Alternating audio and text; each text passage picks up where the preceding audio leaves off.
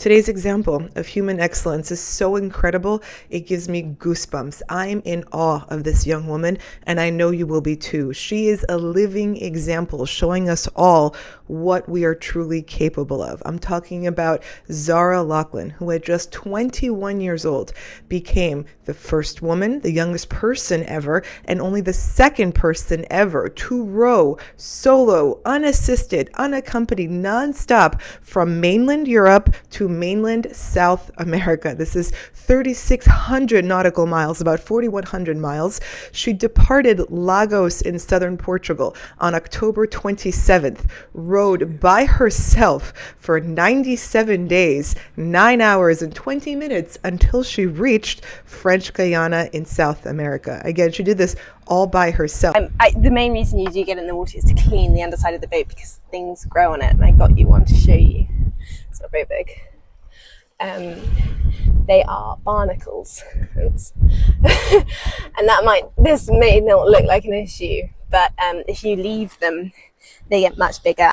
In an interview, she said that she actually had tried to do it in 60 days or something like this. That was her goal. However, she had very bad luck with winds.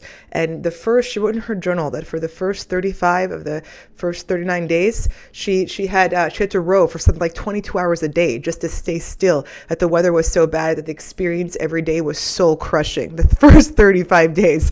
And then on day 40, her main cell phone screen broke, her phone broke. So she could no longer listen to music and she started to hallucinate. And she described these hallucinations as actually positive.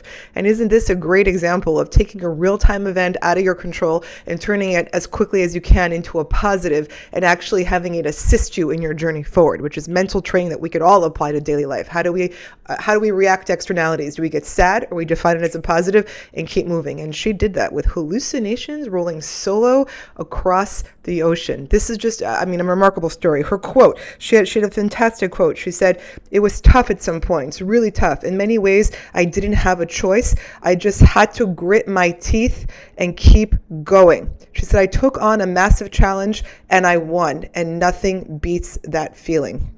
You can't just stop when something gets difficult. You can't just stop when something gets difficult.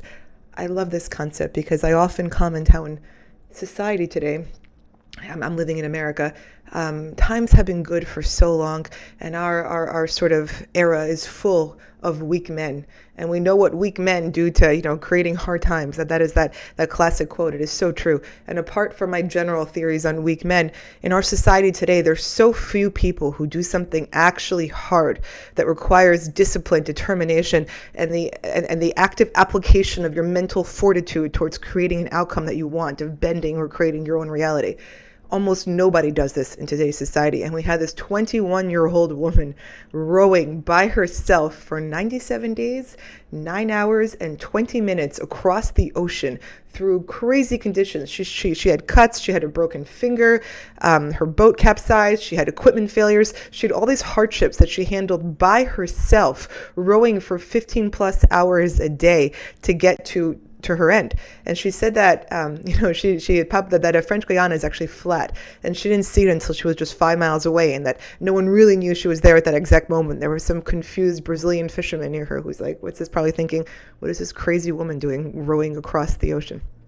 She did this also to raise money for two charities. One of them is Women in Sports, which I've heard of before, and I think that they're advocates, of course, for women's rights in sports, which were challenged lately, and I'm glad to see a reversal of the tide in that sentiment. So again, just such kudos. This woman, and she also said that she did it to inspire women to get into sports, and I'm so impressed. I like to think I'm a mentally tough person, and it is so, but what she did, I'm in awe. 97 days by herself, rowing across the ocean with no one to help you, nobody to save you, just you, yourself, and your mind. This is truly remarkable what this young woman achieved, and I think that we can all just learn from it. And it tells us all, mental toughness, a lot of it is a decision.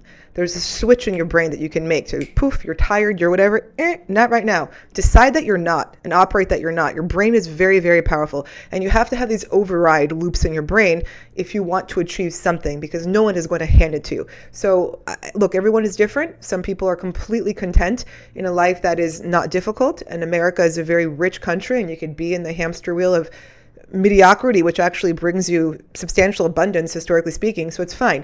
But if you want to create your own thing, you need to have that mental override. And that's what training in sports gave me. That's what competing gave me. And I know how tough that is. And what this woman did, I'm truly in awe. I'm looking at her videos, her Instagram, and I had to share this story because, guys, that mental override is in all of our brains. If you want to do something, you just have to decide that quitting is not an option and that you will keep going, and you have to take things as they come and interpret them in real time as quickly as possible as positives. Define the externalities as positives, like she did when her phone broke at day 40. She couldn't listen to music and she started hallucinating. She said, "Oh, I like these hallucinations. They're not so bad." So again, wow, hats off to this young woman. What an incredible story. And I hope that everyone enjoyed hearing about it. And I think we all have a lot to gain from the living example that she has offered us.